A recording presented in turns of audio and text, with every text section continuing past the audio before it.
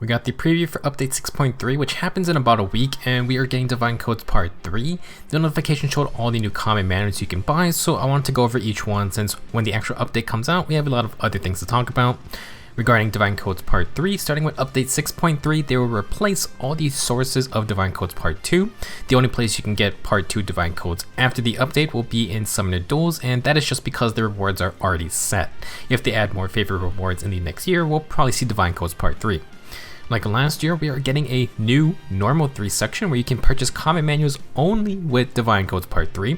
If you want Part 1 or 2 common manuals, but you don't have enough of those Divine Code types, then you can use the higher tier ones instead. You can only convert down from Divine Codes Part 3 to 2 to 1. You cannot exchange up for higher tiers. For nerd players, this is important because generally speaking, the current selection of common manuals are just straight up better. I highly recommend you use Divine Codes Part 3 on the Normal 3 selection first. As with any common manual, you can use them for merging or for skill fodder. You can get some amazing skills from these units, but within our 6 paths, you must purchase each common manual from left to right.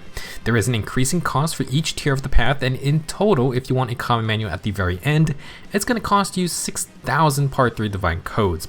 You do not want to waste these, and generally you can only complete 2, maybe 3 full paths, assuming you participate in most events. We'll take a look at each path and discuss what fun skills are available. Henri won his battle all alone. I, on the other hand, rely on the strength of my friends. Starting with the Heroes, Mystery, and Shadows path, we have Dancer Berkut for 400 Divine Codes. He makes your choice quite simple by only having Distant Guard 3 and Blue Dual Infantry 3. Distant Guard is on a decent amount of low rarity and hero grow units, so I would suggest prioritizing Blue Dual Infantry. Maybe it can help you get the tier 4 version from Marianne. If you want to save feathers, you can use the low rarity units with Distant Guard to grab tiers 1 and 2. Then with Berkut, you can just grab Blue Dual Infantry 3 and the last tier of Distant Guard. Next up is Pledging Katarina for 800 Divine Codes. If you want attack speed solo 4, Katarina can provide all 4 tiers right away. That's not a terrible choice.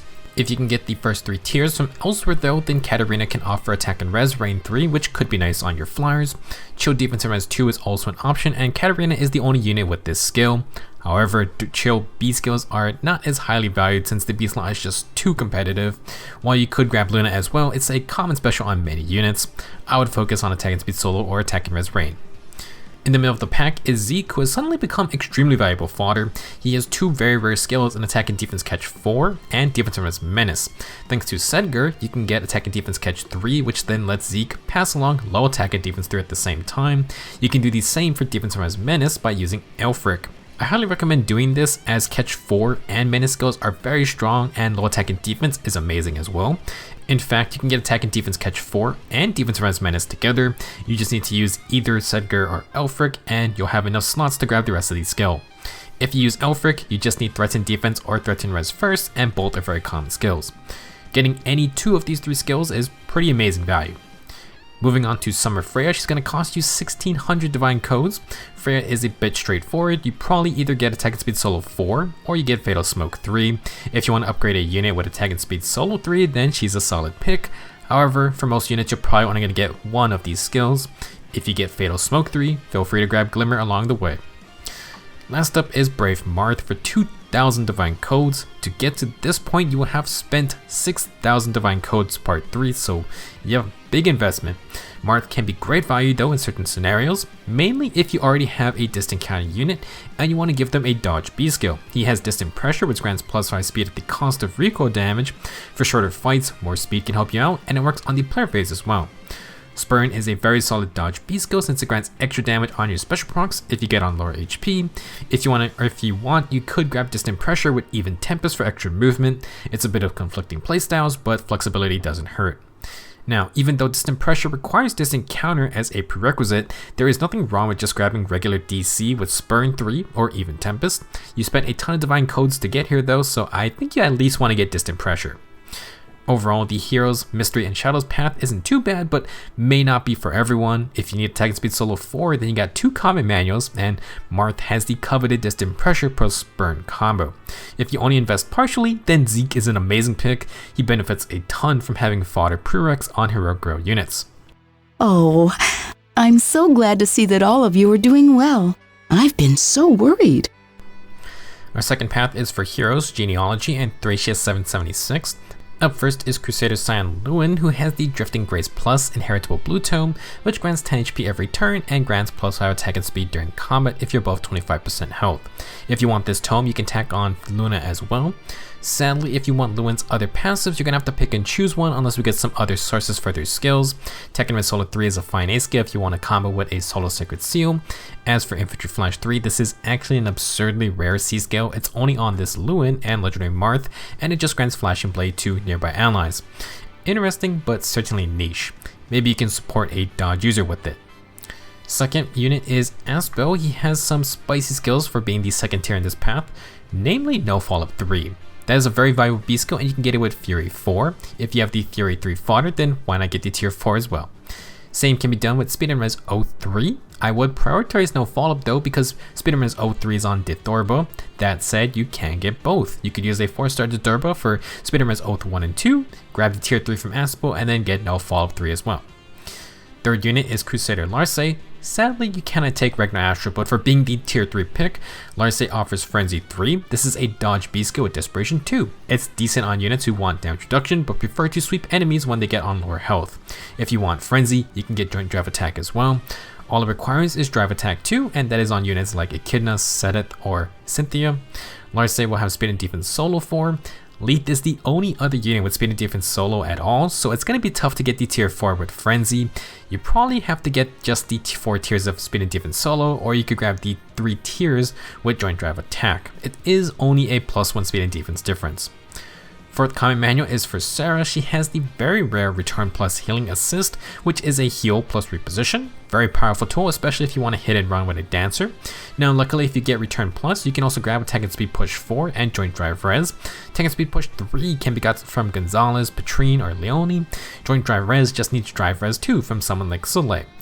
While I would prioritize Return Plus because of how rare it is, Dazzling Staff is another fun skill. Very worthwhile to just keep your squishy healer safe, so if you prefer to take that, you can grab either Attack and Speed Push 4 or Joint Drive Res. There are a few more healers in the Norma 3 selection if you want to build up a healer, maybe Valentine's Lissa for example. Last pick for path number 2 is Valentine's Henriette. Good lord, all I can need to say is that they are offering a free way to get save skills. For 6,000 divine codes, I have to say that is probably worth it. Henriette has Attack and Res Far Save 3, which is a great variant. You can get it with Distant Defense 4 since there are 3 Heroic Grow units with Distant Defense 3. Garen is one of them, but he is getting refined in this same update, so maybe take a look at that one first before sacrificing copies of him. While Farsight is 100% worth grabbing here, you can also get Slick Fighter 3. Quick Riposte with penalty neutralization is great for consistent stats. If you want a defensive red tome, then Harriet has the Unity Blooms Plus. This series of inheritable Valentine's tomes are probably the strongest defensive options available, and I'm constantly complaining about a lack of good red tomes. While it would kill me on the inside to not get Far Save 3, if you really want, you could grab Unity Blooms Plus with Far Save 2. The only thing is that the only other armored red mage is Winter Thracia, so this is an incredibly specific scenario. For non-armored mages, at least grab Distant Defense 4 with it. The second path is definitely interesting. You can get a fast no follow-up with Aspo, you can get dodge B skills from Larce, some fun healer skills off of Sarah, and then freaking Far Save at the end. Assuming we don't get hard counters to save skills soon, people will definitely grab Henriette just for Far Save. When I grow up, I'm gonna beat so many monsters all on my own! Third path is for the GBA games. Starting us off is Bridal Juno. She has the Love Bouquet Plus, which is a support tome that grants +4 attack and res to nearby allies and the user. Her passives are Attack and Speed Farm 3 and Aerobatics 3. These are not easy to get, so you have to choose one skill from Juno and tack on Ardent Sacrifice. There is a unique case for Love Bouquet with Aerobatics 2. These could go on a Flying Dancer since Aerobatics 2 works above 50% HP. Ideally, your Dancer with a support weapon isn't fighting, so maybe if you need these specific skills for something like Aether Raids, it could be fine to do. Second pick is for Louise with some speedy skills. She has the Rainbow Plus, which inflicts -5 speed and defense on any foe within 2 spaces. It can work on allies if the foe is nearby. This is a very simple weapon, but it's the same as Summer Joshua's core bow, and he's in the normal 2 divine codes selection if he is in the same spot as well. So if you want if you have part 2 divine codes and you just want this weapon, you can just get Joshua instead. However, Louise comes with some pretty sick skills on the side. She has attack and speed ideal 4, which may not be for everyone, but thanks to Mirielle, who has the tier 3 version, you can get the Rainbow Plus with attack and speed ideal 4. You can even grab Rally Defense and Res Plus, since Rally Defense and Res is easily gotten from Roderick. This is some excellent fodder value if you want the Rainbow Plus. Louise's last skill is going to be attack and speed 03. While this is on Ninja Shamir, it's still a pretty rare C skill. It is quite strong though, so you could use Louise to grab attack and speed 03 with attack and speed ideal 4. You could also just save some feathers by using 4-star versions of Mirielle and Shamir. If you use both of them, you could grab the dual rally as well. A bit of a process, but it may be worthwhile. Third unit is going to be Duso. The easiest skill inheritance you can do with him is Bonfire with low attack and defense 3 or Bonfire with Rouse defense and res 3. You could also do defense and res solo 3. Speaking of which, if you want defense and res solo 4 with one of his other passives, you're going to need some rare units. Only Hatari Zane and Duma have defense and res solo 3, so it's going to be quite hard to pass along the tier 4 with low attack and defense 3 or Rouse defense and res 3. Now it's possible we get an easier way to obtain defense and res solo 3 or Rouse defense and res. If that happens within the next year, you may be able to grab multiple skills from Duso with less hassle. Fourth unit is going to be Bridal Shauna. Shauna has some prime offensive skills. She has Swift Sparrow 3, and we have a good amount of ways to get Swift Sparrow 2 now. I would recommend using Luthir or the other Hero Girl options, so you can grab the tier 3 version along with attack and defense Far Trace 3. Kanto is incredibly strong and fun, so I would grab it if you can. Shauna does have another solid skill in attack and defense Rain for your flyers. Basically, you're going to want to grab Swift Sparrow 3 using prereqs, and then you got a choice to make. You could grab Swift Sparrow 3 with Draconic Aura, but it's such a waste to pass up on Far Trace or a Rain C skill. To end the third path, we have Little La Rochelle. For your healers, she can give Windfire Bomb Plus, which grants plus 6 attack and speed to the whole team. She also has the Rescue Plus, which is the healing assist with drawback. Now, nice healer skills, although it isn't worth the 6,000 divine codes to get here. What may be worth 6,000 divine codes is Speed and Res Far Trace 3, another Kanto B skill, and this one it's going to be for your faster mages. You can grab this with attack and speed push 4 if you use one of the Hero Girl units with attack and speed push 3.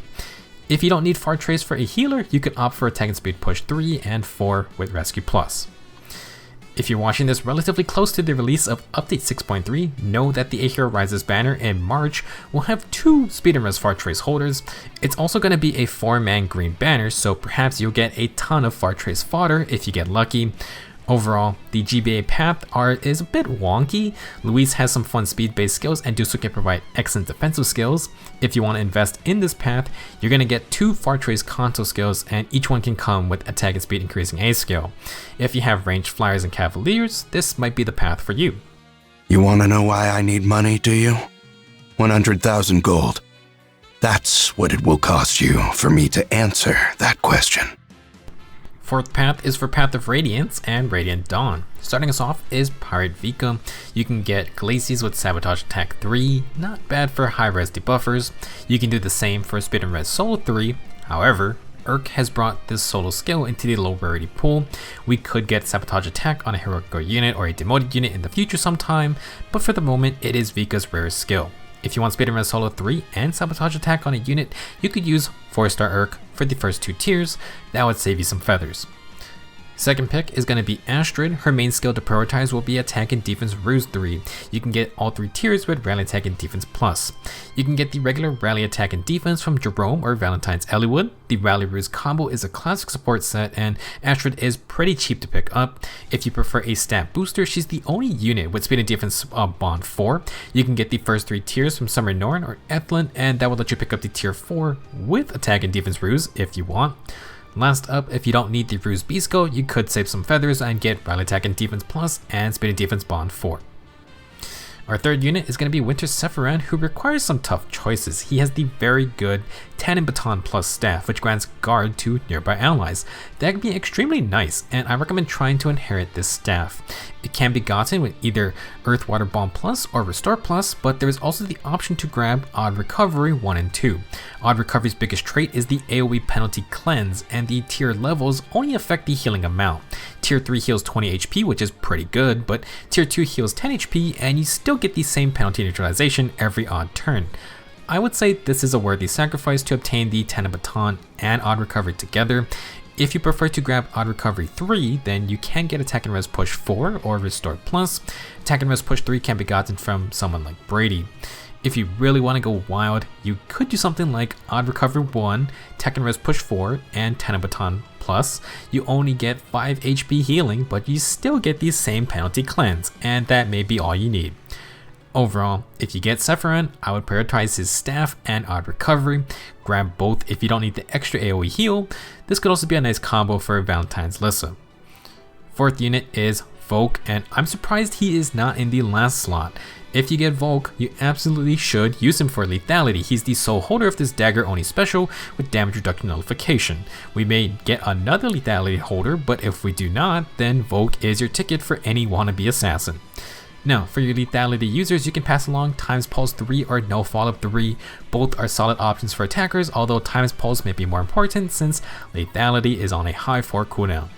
Since both of these are infantry skills, if you give lethality to another movement type, then you could pass along Sturdy Blow and then Impact. While I would not recommend it, you can also just give Sturdy Impact with No Follow-Up or Times Pulse. If you're going to buy the Fireman services, at least use him for lethality. Beating out Volk for the 5th slot is Pirate Naysala, and I do understand why he is here. Naysala has another attack and speed solo for A scale, but he also has speed and defense near trace 3. Kanto, very strong B skill, and this is the pure offense variant for physical damage. You could get attack and speed solo 4 with speed and defense near trace 3, but this would be extremely hard unless you're just upgrading. We could get a free-to-play friendly unit with attack and speed solo 3, but I would not count on it. Another passive to pair with attack speed solo 4 is Stall Ploy 3, the counter to extra movement skills, and still the only way to get it is from Naysala or this Pirate Naysala. Honestly, its value depends on how much you need to stop units like Legendary Sigurd or Brave Alm. Even then, you need to line up correctly and win an HP check, so it's not a super easy to use skill either. If mobility creep continues to get out of hand though, then maybe Stall Ploy is worth the 6,000 divine codes. All in all, Tellius is bringing the heat once again.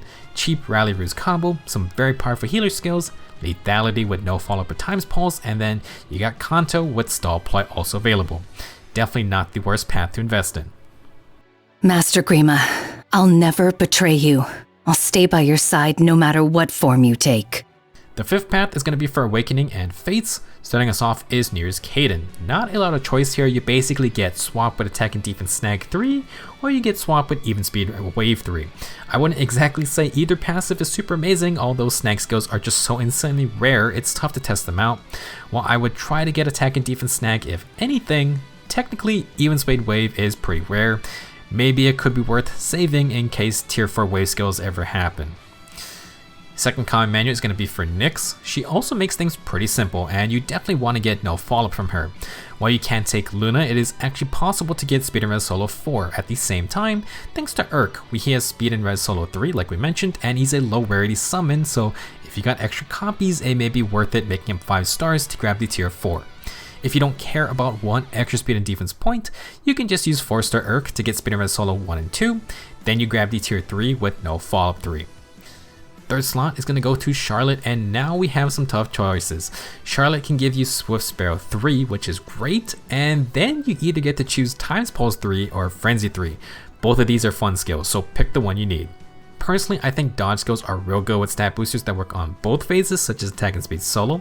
Swift Sparrow 3 can work with Frenzy since it has Desperation, but you're not going to get the extra speed for the enemy phase. So Sparrow Times Pulse is definitely a powerhouse combo. Generally we want Times Pulse to accelerate our specials to unleash them every player phase. While you could just grab Glimmer with one of these passives, I would try your best to find Swift Sparrow to fodder some way. Next up we have Fallen Female, Morgan. She has 2 standout skills in Dive Bomb and Attack and Defense Menace. Dive Bomb is still very rare, and it gives Flyers Desperation if both the user and the foe is above 80% HP. While Dive Bomb can just be replaced with Desperation 3, it can be extremely good on units with Brave Weapons. Cordelia and Elincia come to mind since their Brave Weapons don't slow them down as much, which opens the way for an instant quad attack. Same can go for the Ninja Brave Weapons. Regular Tabarin may also like Dive Bomb depending on his refine later this year. His Pirate ult is the original Dive Bomb user.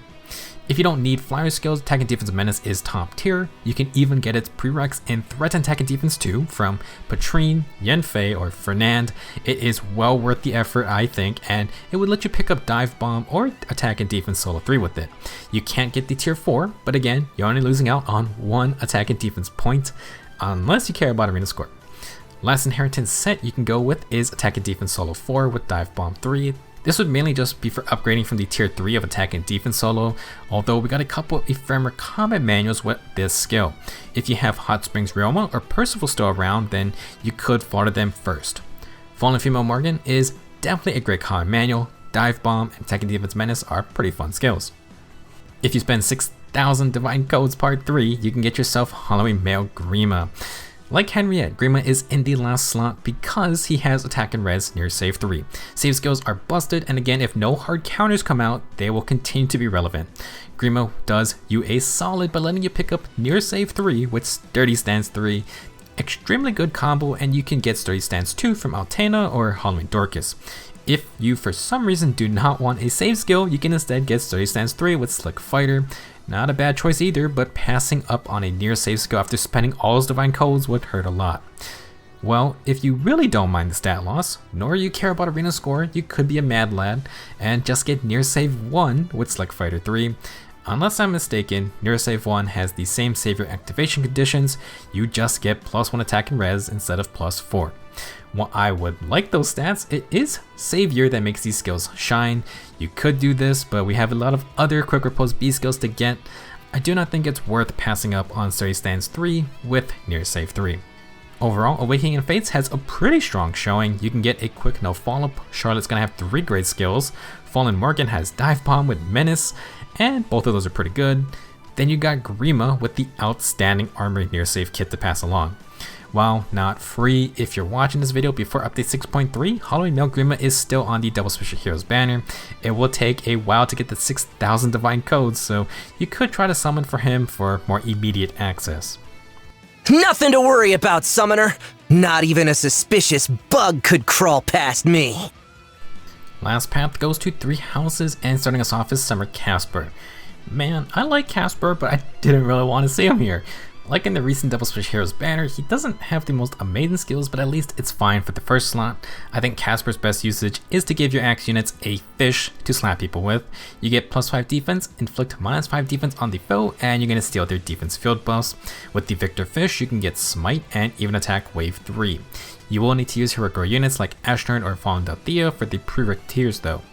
Casper's other skill is bonus Delver 3. It's not the worst A skill, but I personally think there are just too many buff neutralization effects to seriously use bonus Delver alone. If your field buffs get neutralized, you have no A skill. Now in the future, if something can counter low type skills, then maybe bonus Delver would be better. Until then, I would be cautious if you want to use them in PvP type modes. Next up is Winter Bernie, and already we have to make some tough choices. For the most part, if you have Attack and Speed Solo 3, you can get the tier 4 with low speed and res 3, or you can get it with Rouse Attack and Speed 3. That would be the best outcome, but if you don't have that prereq, then you're basically only going to get one of these 3 passives. Attack and Speed Solo 4, Low Speed and Res 3, and Rouse Attack and Speed 3 are all good skills for offensive units. If you want, you could use Rouse Attack and Speed 3 to upgrade to the tier 4 versions from Ascended Legion or Hugh. If you're going to go for low or rouse skills, then slap on Moonbow for some bonus fodder. Well, if you wanted Attack and Speed Solo 4 really badly, you could just use Fallen Dimitri. Fallen Dimitri does not have a lot going on. You can either get Attack and Speed Solo 4 with Prereqs and Odd Tempest 3. You could also replace the solo skill with Glimmer if you want. Otherwise, you just take all 4 tiers of Attack and Speed Solo. Not a lot of options, and again, not a ton of freedom since Attack and Speed Solo 3 still requires 5-star units. Next up is Halloween Rhea. If you're feeling a sense of deja vu, that's because Rhea and Casper are both on the current Double Special Heroes banner in the green group. Someone is following someone, and I don't know what's going on between these two. Regardless, Rhea also makes the skill inheritance decision very simple. Ideally, you want to get it Attack and Res Unity and Dragon Wall 3. You just need Attack and Res Bond 3 for prereqs, which can be gotten from Winter Cecilia, or you can try to get Kath, who's going to be the newest demote.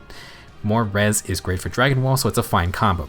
You can get Dragon Wall or Attack and Res Unity separately, but I would like to get every worth from my Divine Codes. Last slot in the Three Houses path goes to Gatekeeper. Gatekeeper is what I call a perfect fodder unit because you can easily get all of his top skills all in one go, very easily. Harsh Command Plus just requires the base version, which is on a lot of low rarity units. Joint Drive Defense only requires Drive Defense 2. You can use Roderick, Nana, or some Heroic Rail units for that. That then leaves 2 spots to get Close Counter and Close Reversal, its upgrade. If you spend 6,000 Divine Codes for the Three Houses path, you basically know what you're getting. Not a lot of decision making except for Winter Burning. I don't know if I would rate it the best path to spend your Divine Codes on, but it's perfectly fine. That'll wrap up all 30 upcoming common manuals that you can purchase with Divine Codes Part 3. All of this will start with Update 6.3 and these will be our main common manuals for the next year. One thing you'll notice is that there are 5 Attack and Speed Solo 4 sources. If we somehow get a free-to-play friendly unit with Attack and Speed Solo 3, things get a lot more interesting for those common manuals. Some other general trends I noticed: if you want Far Trace Contour skills, then you're going to want to go with the GBA lineup. Blazing, Binding, and Sacred Stones, although you're going to have to get to the end of those paths. It's a lot of Divine Codes, but you get 2 Far Trace Contour skills. If you want save skills, you're going to have to go to Distance in either the Genealogy / Thracia 776 for far save, or you're going to go with Awakening and Fates for near save. Henriette and Holland Grima will reward your effort though. If you need no follow-up 3, there are 2 sources in the second slot. That would be just 1200 total Divine Codes for each.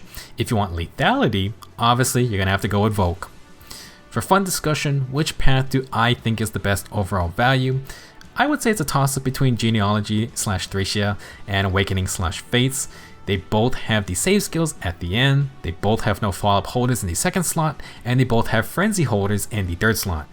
I do think if I had to choose, I would give the edge to the DS games. While I like Lysa as a unit, I think Charlotte just has better fodder if you don't want Frenzy. So Sprout 3 and Time's Pulse is just great, and Fallen Morgan's Dive Bomb with Attack and Defense Menace fodder is a bit more universal than Sarah's healing skills. Regardless, all of these paths are quite strong. Take a look at the normal 3 common manuals, compare them to the normal 2 and normal 1 selections. Hopefully you can get enough Divine Codes Part 3 for whatever common manuals you want. Let me know who you want for fodder or for free merges, and thank you for watching. I will see you in the next video.